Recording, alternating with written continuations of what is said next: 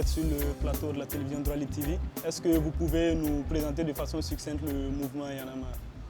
Y en a marre est un mouvement citoyen sénégalais qui est né en 2011, au début contre les coupures d'électricité, mais très vite ce mouvement a su cristalliser le désespoir, cristalliser les problèmes sociaux en cours pour en faire un instrument de transformation sociale.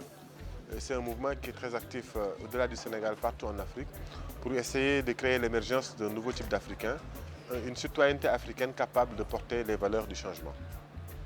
Quelles ont été les actions fortes de Y en a marre au cours de ces dernières années? Bon, je ne vais pas revenir beaucoup parce que beaucoup de choses ont été faites.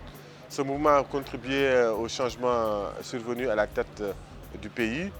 Ce mouvement s'est impliqué fortement pour lutter contre l'épidémie du virus Ebola. Parce qu'on avait dit qu'on va barrer la route à Ebola, il ne va pas rentrer au Sénégal, il n'est pas rentré au Sénégal. Ce mouvement aussi travaille beaucoup avec les jeunes et est en train d'inspirer toute une jeunesse africaine à l'image de tous les autres frères qui sont en train de mener un travail formidable au plan africain.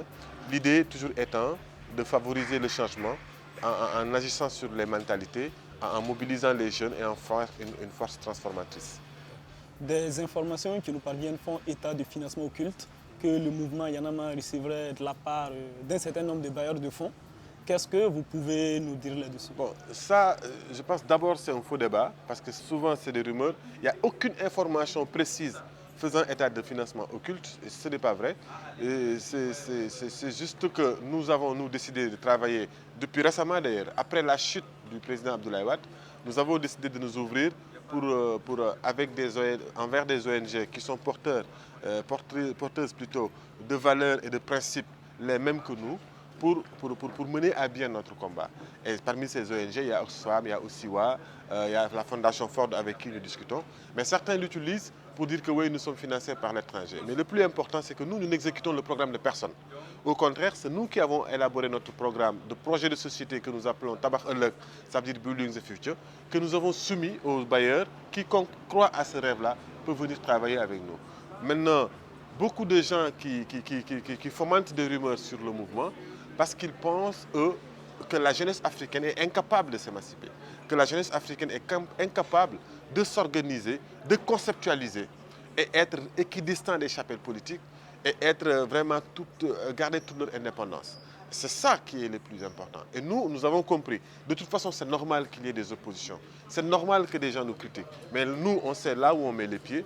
Notre mode de fonctionnement est très clair. Le financement que nous recevons des ONG, on ne les met pas dans nos poches, mais ça sert à faire des activités. Et les bilans, tout est clair, tout est transparent. Donc, on ne se fait pas de soucis là-dessus. On éclaire simplement. Les gens nous interpellent, on leur explique ce qu'on fait.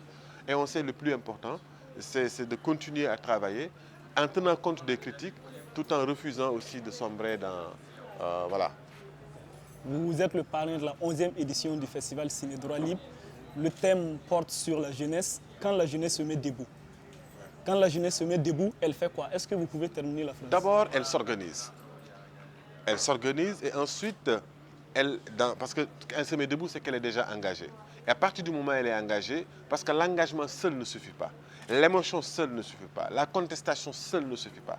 Cette jeunesse doit s'ouvrir. S'ouvrir pour se former. Se former après s'être bien organisée pour mener le combat de lendemain meilleur. Cette jeunesse, à mon avis, doit porter les valeurs du changement que nous avons conceptualisées autour du concept du nouveau type d'Africain. Pour être ce changement voulu, on soit le changement que nous supposons, on soit le changement que nous escomptons.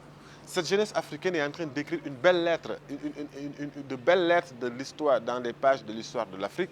Il faut que cela aille jusqu'au bout et qu'on ne se laisse pas distraire, qu'on ne se laisse pas distraire par la désinformation, qu'on ne perde pas d'énergie sur les faux débats.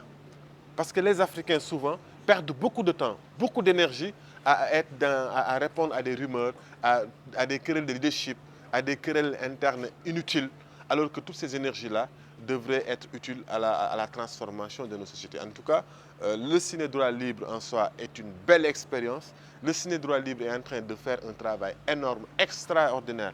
Ces 11 dernières années, si on devait, à mon avis, c'est vraiment, pour parler comme Cheikh Anta Diop, à la lumière de mon niveau de connaissance d'aujourd'hui, de ce que je sais,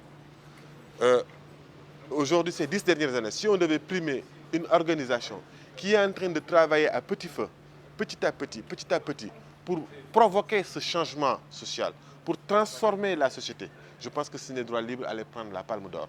Donc pour nous, c'est un honneur quand on nous choisit comme parrain de cette édition, de cette 11e édition, parce qu'on sait que ce n'est pas notre personne qui intéresse le Ciné Droit Libre. Ce n'est pas la personne de Fadel Barro.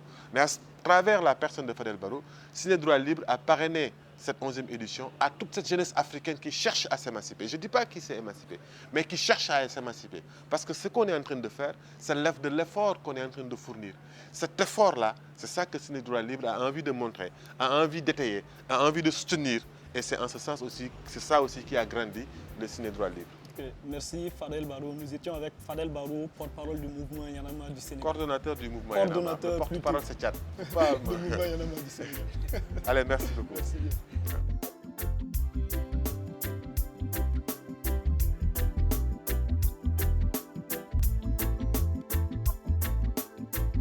Droit Libre TV, la web télé 100% droits humains, 100% liberté d'expression.